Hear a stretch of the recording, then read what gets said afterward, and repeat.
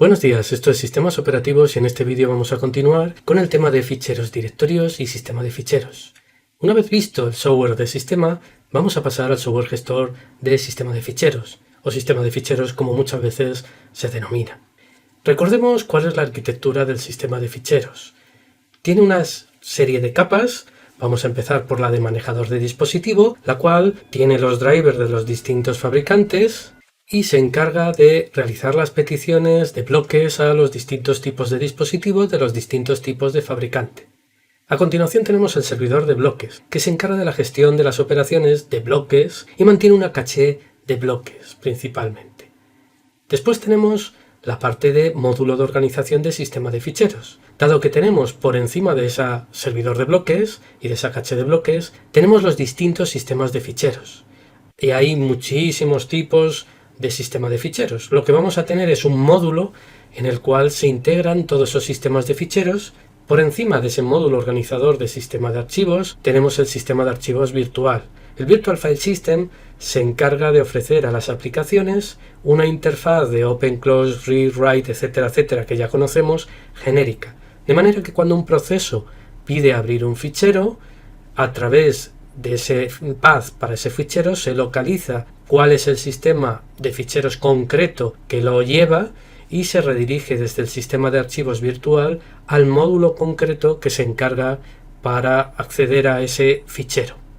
Una vez que tenemos cuál es la arquitectura, tenemos que recordar a dónde vamos y de dónde venimos. ¿A dónde vamos? Pues vamos a buscar cómo diseñar e implementar un sistema de ficheros, es decir, un módulo que va a estar como parte del módulo de organización de archivos. ¿Y de dónde partimos? Partimos de que vamos a tener los dispositivos de almacenamiento hardware, vamos a tener los manejadores de dispositivo y vamos a tener, como podemos ver en la transparencia, el servidor de bloques. A partir de ahí es con lo que vamos a construir nuestro, recordemos, sistema de ficheros. Para entender cómo vamos a hacer nuestro sistema de ficheros, es importante repasar estos elementos de los que disponemos. Vamos a empezar por recordar que vamos a tener en los dispositivos de almacenamiento distintos bloques, es decir, que vamos a ver estos dispositivos como una lista de bloques identificados de forma unívoca, con un numerito que lo identifica de forma unívoca. Por encima de esto vamos a tener nuestro servidor de bloques que contiene la caché de bloques. Esa caché de bloques que vemos en la transparencia se encarga de leer, escribir un bloque a disco y para hacerlo más eficientemente, los bloques más usados se mantienen en memoria. Se tiene una serie de operaciones para el manejo de esa caché de bloques.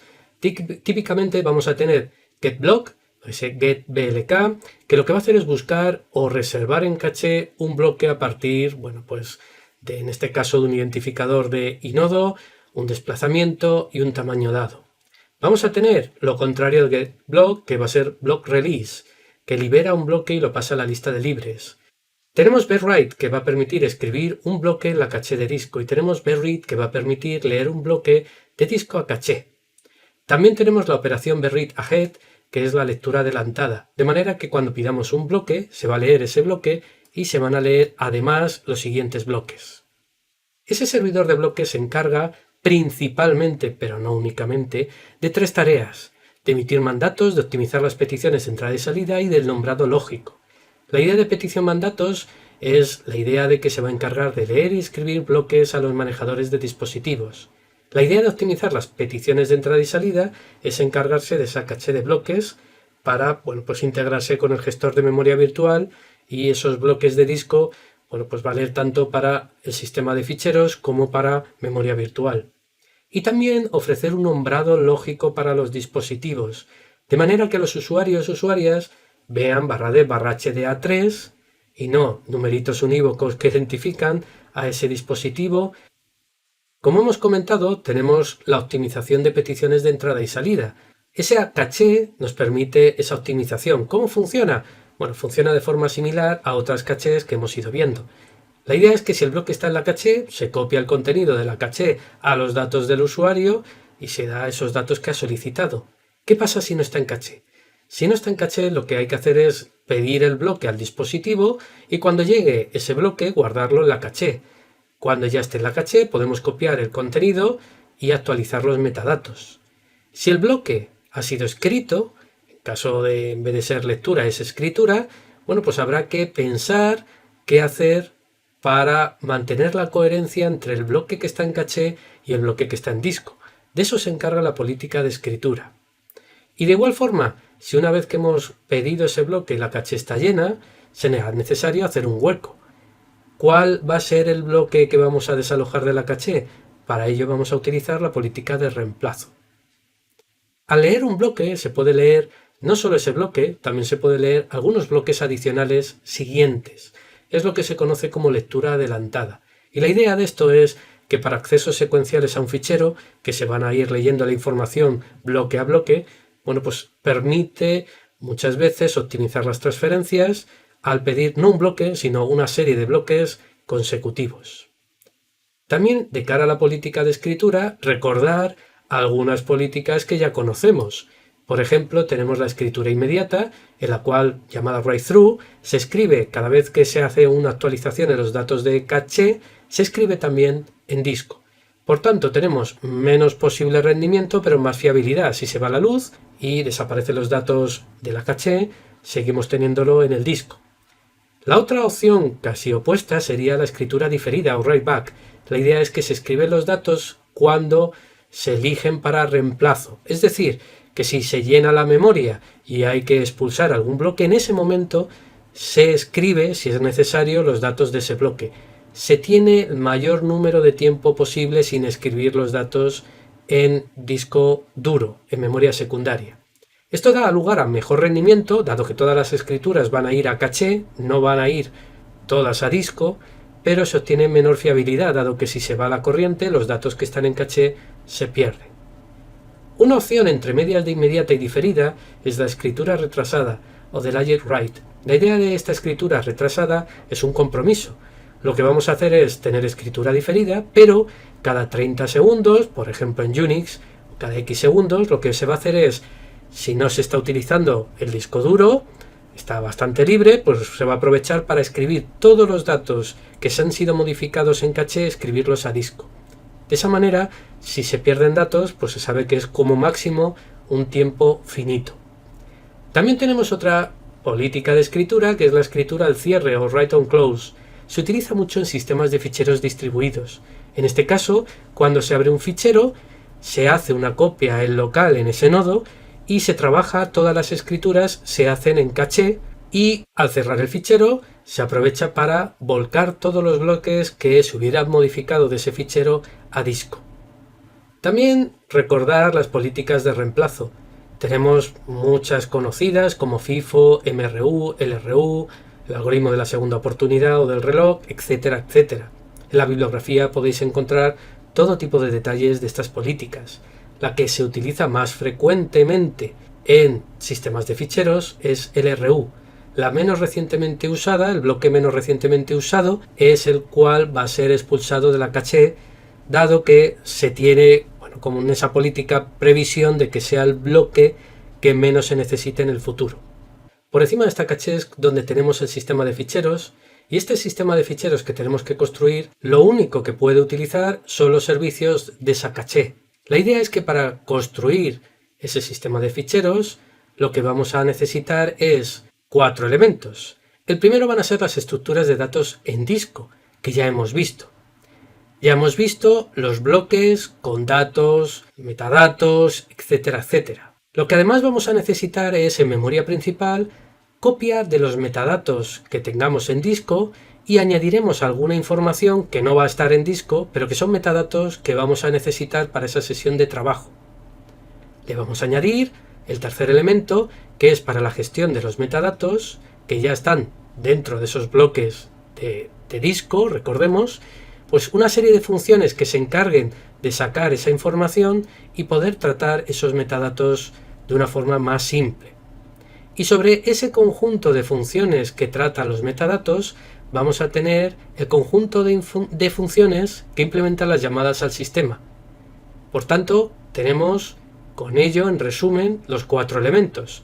Los bloques de disco para datos y metadatos, tenemos la caché de bloques, y sobre ello vamos a tener nuestras estructuras en memoria, vamos a tener la parte del sistema de ficheros de llamadas base y la parte del sistema de ficheros de llamadas al sistema. Todo esto son los elementos con respecto a la arquitectura que conforman ese sistema de ficheros. Si quitamos la arquitectura y nos quedamos solo con la parte resumen del sistema de ficheros, tenemos este resumen simplificado en el cual pues podemos ver en la transparencia cómo tenemos la estructura del sistema de ficheros en disco, cómo tenemos las operaciones de caché, por encima cómo tenemos los algoritmos de bajo nivel para a partir de las operaciones de bloque poder trabajar con los metadatos. Esos metadatos los vamos a tener, como vemos en la transparencia, en memoria, y a partir de esos metadatos en memoria y de estas funciones de bajo nivel podemos tener las funciones de alto nivel o las llamadas al sistema. Todo esto es, de forma resumida y simplificada, la imagen de los elementos que se necesitan diseñar e implementar para un sistema de ficheros. Por tanto, vamos a ver esos 4 elementos: la parte del sistema en disco, la parte del sistema en memoria, las funciones de bajo nivel y las funciones de alto nivel. Vamos a empezar por las estructuras de disco, pero es que las estructuras de disco ya las hemos estado viendo. Cuando estuvimos trabajando con FAT y con Minix, en este caso, estuvimos viendo un ejemplo de tener el bloque de arranque, el superbloque, la asignación de recursos, los inodos, y el resto ya se utilizan para bloques de datos de usuario o bloques de datos para guardar información, por ejemplo, de directorios. El título de ejemplo, por si se quiere ver cómo es un sistema mínimo de ficheros, proponemos aquí un ejemplo de cómo construir un sistema muy simple que le hemos llamado Nanofile System. Y ese sistema de ficheros se basa en este caso en Minix y tiene lo mínimo necesario para poder funcionar, lo mínimo necesario para que sea fácil de entender e incluso para que podáis jugar con ese sistema de ficheros. Tenéis el proyecto en GitHub y ese proyecto en GitHub que tenéis en github.com, a Caldero Nanofile System, NanoFS, bueno, pues podéis hacer un git clone y podéis, pues como veis, utilizarlo para hacer experimentos. En él nos vamos a basar a la hora de contar las transparencias para que podáis ver cómo el diseño y esa implementación de un sistema de ficheros no es magia y de forma razonada es simple. Tenemos, como podemos ver, nuestro subbloque de arranque, que lo vamos a rellenar con ceros, nuestro superbloque, que va a tener una estructura, como podemos ver, con un número mágico, bloques que integran los mapas de inodos, bloques que van a ser utilizados para los datos, cuántos inodos tenemos, cuál es el primer inodo libre, etcétera, etcétera. Y vamos a tener también un relleno para que esa estructura de superbloque ocupe justo un bloque de disco. A continuación tenemos el mapa de inodos y el mapa de bloques, para el cual vamos a utilizar un array de char. En vez de tener un array de bit, pues utilizamos un array de char para indicar qué inodos están libres y qué inodos están ocupados, y de igual forma qué bloques están libres y qué bloques están ocupados. A continuación tenemos los inodos. Por simplicidad, cada inodo ocupa un bloque. No es lo apropiado, pero en este caso por simplicidad se ha hecho. Por tanto, tenemos en nuestra estructura de inodo, tenemos el tipo, tenemos el nombre del fichero particular de este sistema de ficheros. Recordemos que en Minix el nombre no forma parte del inodo. Tenemos cuántos inodos puede contener si en caso de ser un directorio, tamaño, un bloque directo y un bloque indirecto, y el resto un relleno. Esto sería un ejemplo de forma de definir, en este caso, nuestro Nanofile System, y si consultamos en nanofilesystem.h podemos ver las estructuras que hemos indicado, cómo se definen en C para el superbloque, para los inodos, para el mapa de inodo. Lo siguiente que tenemos que ver son las estructuras de datos en memoria. Las estructuras de datos en memoria no son como las de disco, no hemos visto en ningún momento qué tipo de datos en memoria se van a necesitar. Por eso vamos a resumirlo en 2 transparencias y vamos a entrar en detalle a continuación. En 2 transparencias. La primera es que vamos a tener las principales estructuras de metadato de disco, las vamos a tener en memoria, es decir, lo normal cuando montemos un sistema de ficheros es copiar su superbloque, copiar la información de asignación de recursos que esté en disco en memoria y copiar los inodos que se necesiten en una tabla de inodos en memoria. Además de los principales metadatos en disco, tenerlos en memoria, le vamos a añadir pues del orden de unas 3 o más tablas, principalmente 3 mínimas, que vamos a necesitar, que son la tabla de ficheros abiertos, de puntero de posición y la tabla de entradas de directorio. ¿Por qué tener estas tres tablas? Bueno, pues vamos a ir viendo cada una de ellas para entenderlo. Vamos a empezar con, si no tuviéramos ninguna de esas tres tablas, bueno, pues una posibilidad de utilizar en el API de ese proceso hacer un open es devolverle al proceso la dirección en el kernel donde está en la tabla de inodos el elemento asociado a ese fichero. Es decir, cuando hagamos un open de F1 le vamos a devolver la dirección 100, que es en memoria del kernel donde está el inodo correspondiente. ¿Qué pasa si el usuario o usuaria se despista, que nos puede pasar a cualquier persona, y en vez de poner 100, pues pone otra dirección de memoria? Pues que cuando vaya a acceder el kernel, pues vamos a tener problemas. Con esto nos estamos dando cuenta de que para una interfaz segura no es muy adecuado exponer direcciones ni detalles del kernel. Y para ello podemos utilizar una idea que ya se utiliza en la vida real, por ejemplo en los bancos. Los bancos normalmente suelen estar chiflados porque nos tengamos una tarjeta de crédito y podamos acceder al dinero no directamente, sino a través de ese recurso que es la tarjeta de crédito o débito. ¿Por qué? Porque esa forma de no acceder directamente al recurso ofrece más seguridad y ofrece una trazabilidad. Y para ello vamos a hacer lo mismo en nuestro sistema de ficheros. Vamos a añadir una tabla de ficheros abiertos.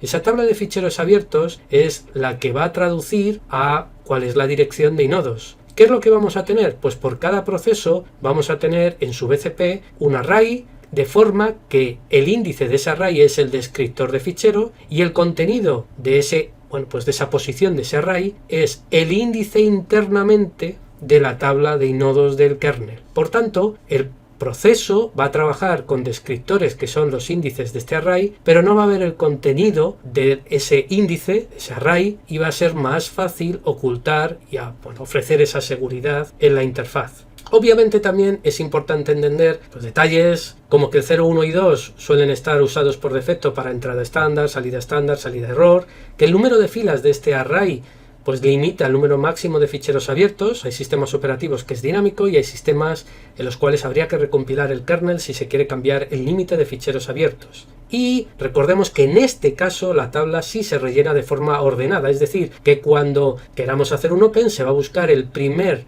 índice que esté libre para ofrecerlo como descriptor de trabajo. Ya tengo una interfaz segura, ya tengo la primera de las tres tablas. ¿Cuál es la siguiente tabla que voy a añadir? La tabla de punteros de posición, que me permite compartir el puntero de posición de lectura y escritura entre procesos de parentesco con padre e hijo. La idea es que, vamos a verlo en la transparencia, vamos a tener del BCP, vamos a tener la tabla de descriptores abiertos y esa tabla de descriptores abiertos, bueno, pues vamos a tener que nos va a apuntar a esta tabla intermedia que tenemos aquí, que va a contener las direcciones de inodo y las posiciones de lectura y escritura. Y del inodo ya puedo acceder a todos los metadatos que conozco. Es decir, de forma resumida, aquí a la derecha tengo la tabla de descriptores abiertos. No voy a tener la referencia a la tabla de inodos, sino voy a tener la referencia a una tabla intermedia que es la de nodos y posiciones de lectura y escritura. Y esta tabla sí que después accedo a la tabla de inodos. Esto lo que me permite, como podemos ver, es que el proceso 1 y el proceso 2 tienen, imaginemos que son, proceso 1 ha sido el padre, ha hecho un fork, se ha creado el proceso 2, recordemos que se copia todos los contenidos de la tabla del BCP. Después este proceso 2 pues puede haber ido evolucionando y cambiando descriptores. En este caso el 3 es para el padre y para el hijo, es la misma entrada, la tercera. Y esta entrada tercera, como podemos ver, indica que el nodo es el 92 y la posición de lectura y escritura es la 345. Bien, ambos procesos, cuando vayan a leer o escribir, lo que modifique uno, lo va a ver el otro proceso. Sin embargo, si otro proceso no tiene relación de parentesco, cuando abra el mismo fichero, va a tener otra entrada en la tabla de intermedia de nodos posición, que va a ser sobre el mismo inodo como vemos, pero su posición de lectura y escritura va a ser distinta. Esta tabla intermedia nos permite compartir la posición de lectura y escritura. Se suele llamar tabla file, tabla de file pointer. Y principalmente, pero no únicamente, se guarda el nodo i y la posición. Nos queda la tercera tabla, la tabla de entradas de directorio. Y es que realmente hemos indicado que la tabla de posición, de punteros de posición, hace referencia a la tabla de inodos. Más bien hay una tabla entre medias, que es la tabla de entradas de directorios o tabla de entradas. La idea es que cada una de estas de entradas es justo una fila de lo que vamos a tener en el contenido de un directorio, y la lista de todas las filas de directorios va a formar una pequeña caché de entradas de directorios, y esa es la idea de tener la tabla de entradas de directorios, que sea una caché de entradas de disco de directorio.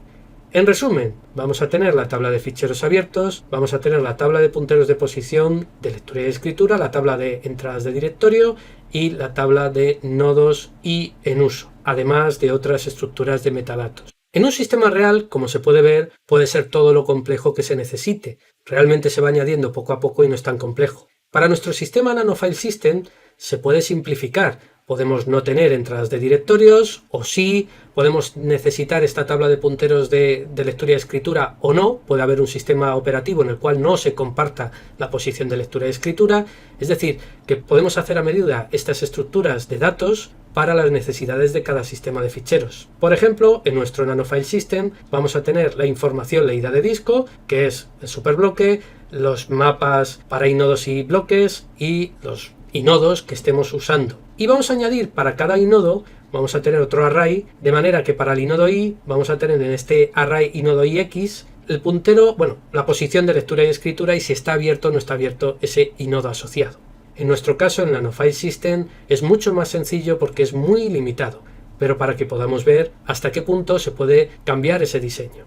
A continuación tenemos las funciones que nos permiten gestionar a bajo nivel las operaciones para acceder a bloques y con ello mantener las estructuras de datos en memoria actualizadas. Bien, esas funciones tenemos por un lado NameI, iGet, iPut, iAlloc y Free. Estas son las de manejar inodos. Como podemos ver, tenemos iGet, que lo que nos devuelve es un inodo de la tabla de inodos, y si no está, lo lee de memoria secundaria a memoria principal. iPut lo que hace es liberar un inodo. iAlloc es para asignar un inodo de la tabla de inodos, va a buscar uno libre, porque vamos a crear, por ejemplo, un fichero. iFree lo que va a hacer es liberar ese inodo previamente asignado. Con lo cual tenemos iGet para leer de disco a memoria y nodos, iPut para escribir de memoria y nodos a disco, y iAlloc y Free para buscar una entrada libre en la tabla de inodos o para liberarla. Y lo que nos quedaría sería NameI, que lo que le vamos a pasar es el path hacia un fichero y nos va a devolver el inodo asociado. De igual forma que tenemos para los inodos, tenemos al menos tres funciones para la parte de bloques. Tenemos alloc y free, que es parecido a iAlloc y free, nos permiten en la caché de bloques poder reservar para un bloque y poder liberar de esa caché un bloque. Y lo que vamos a tener también es bmap, que lo que va a hacer es, a partir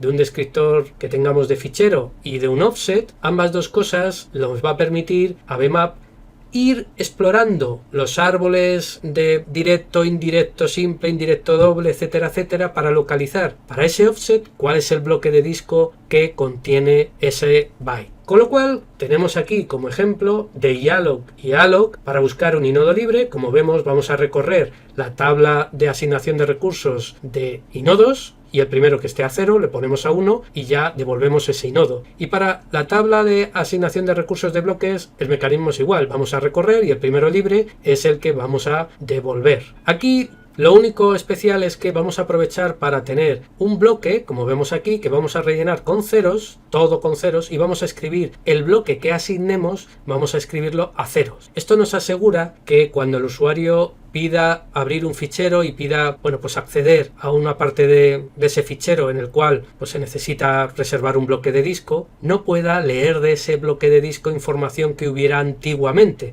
tarjetas de crédito, etcétera, etcétera. Al escribir en disco con ceros nos aseguramos pues esa parte de seguridad. Y para hacer liberar un inodo o liberar un bloque, vamos a hacer lo mismo. Vamos a comprobar que esté bien ese índice, y si es así, vamos a poner a 0 el mapa correspondiente. En el caso de NameI, para nuestro Nano-File System, lo que vamos a hacer es recorrernos todos los inodos, y para cada uno de los inodos vamos a comprobar si el nombre coincide con el pasado por parámetro, y si es así, devolvemos ese inodo. Recordemos que solo para el Nano-File System tenemos en nuestro diseño que en el inodo tiene el nombre. Eso en un Minix, en un sistema Unix, no es así. Aquí lo hemos hecho por simplicidad, ¿de acuerdo? Y en el caso de bmap, lo que vamos a tener, como podemos ver, es Si el offset es más pequeño de un bloque, pues devolvemos el índice del bloque directo. Y si el offset es más pequeño de lo abarcable con una indirección simple, pues lo que vamos a hacer es leer el bloque indirecto, y ese bloque indirecto tiene un array de índices. Lo que vamos a hacer es localizar cuál es el índice correspondiente para este offset. Vamos a, como vemos, hacemos esta cuenta de restamos un bloque, lo dividimos por, restamos el tamaño de un bloque al offset, lo dividimos por el tamaño de un bloque, y con eso tendremos cuál es dentro de este array indirecto la posición de bloque asociado. Sobre esas funciones auxiliares, lo que vamos a hacer es construir las llamadas al sistema típicas. Aquí tenemos el open, close, read, write, que ya todos y todas conocemos. Como ejemplos de nuestro Nano File System, que es a título orientativo, insisto, vamos a tener la función de mount, que lo que va a hacer es leer el superbloque, leer todos los bloques que integren los mapas de inodos y los mapas de bloques, y leer todos los inodos a memoria. En nuestro caso, montar va a leer todos los metadatos a memoria. Y desmontar va a hacer justo la operación inversa, va a escribir todo lo que haya en memoria a disk. Fijémonos que la diferencia entre montar y desmontar es cambiar las operaciones de lectura por escritura. Vamos a añadir MKFile System. Lo que vamos a hacer es, en memoria, vamos a poner todas las estructuras de datos a valores por defecto. Por ejemplo, el número mágico es un número que va a identificar que cuando montemos nuestro sistema de ficheros lo hemos creado nosotras. Es decir, que no es un Minix, que no es otro sistema de ficheros. Una vez que tenemos en memoria un sistema de ficheros vacío, lo que vamos a hacer es llamar a desmontar, porque como lo que hace desmontar es escribir todo lo que hay en memoria en disco, el efecto colateral de hacer ese poner las estructuras por defecto y hacer un unmount es crear en disco un sistema de ficheros vacío. Una vez que tengo esto, bueno, pues ya podría montar y trabajar con nuestro sistema de ficheros. Podría hacer un open y un close. Un open es llamar a NameI para, a partir del nombre, localizar cuál es el inodo de ese fichero. Recordemos que es un open, no un create. Y como ya existe, vamos a indicar que está abierto y que la posición de lectura y escritura es 0. En el caso de cerrar, indicamos que está cerrado. Para hacer un create, pues vamos a pedir un inodo libre y un bloque de datos libre. Y lo que vamos a hacer es rellenar diciendo que es fichero, vamos a copiar el nombre, vamos a copiar el bloque directo que nos ha devuelto alloc y que vamos a decir que la posición de lectura escritura es 0 y que está abierto. Cuando tengamos que hacer una link para borrar, lo que vamos a hacer es traducir del nombre al inodo, vamos a liberar el bloque que tiene asociado ese inodo, vamos a liberar ese inodo y vamos a poner a 0 todo. En el caso de hacer un read, pues lo que vamos a hacer es, a partir del descriptor de fichero, comprobar que el offset está dentro del rango que se puede leer. Vamos a utilizar bmap para, a partir del offset, localizar cuál es el bloque de datos asociado. Vamos a leer ese bloque y lo que vamos a hacer es, de todo ese bloque, el usuario o usuaria no va a querer a lo mejor todo. Con memMove vamos a copiar en este buffer solo este SICE, este número de byte que nos ha pedido. Imaginemos que aquí tenemos un puntero y nos han pedido leer 10 bytes. Si los bloques son de 1K, yo leeré todo el bloque, pero de ese bloque solo me voy a quedar con los 10 bytes que me han pedido. Actualizo la posición de lectura y escritura, si todo ha ido bien, con el número de bytes que he leído. Esta versión de aquí solo trata con un tamaño que sea menor del tamaño de un bloque. Si este size implicara varios bloques de disco, habría que modificar este código para localizar cada uno de los bloques y leer todo el contenido, moverlo a esta dirección de buffer actualizada. Y para escribir es la operación similar, y es inversa, vamos a localizar el bloque asociado a esa posición de lectura y escritura, vamos a leer el bloque, vamos a copiar de ese bloque que he leído de disco, vamos a copiar de este buffer y este tamaño los datos que hay que actualizar, y una vez que tenemos el bloque actualizado en memoria, volvemos a escribir el bloque entero. Esto es como cuando tenemos en una carpeta, tenemos guardado nuestros apuntes y necesitamos acceder a los apuntes del sistema de ficheros. Pues vamos a tener que sacar del armario, de la estantería, toda la carpeta, tendremos que abrir la carpeta, actualizar esa parte la que quiero actualizar, cerrar la carpeta y volver a colocarla en nuestra estantería. Pues es algo parecido esta lógica que tenemos aquí. Y actualizamos la posición de lectura y escritura. Y con esto finaliza el vídeo y el tema de ficheros, directorios y sistema de ficheros.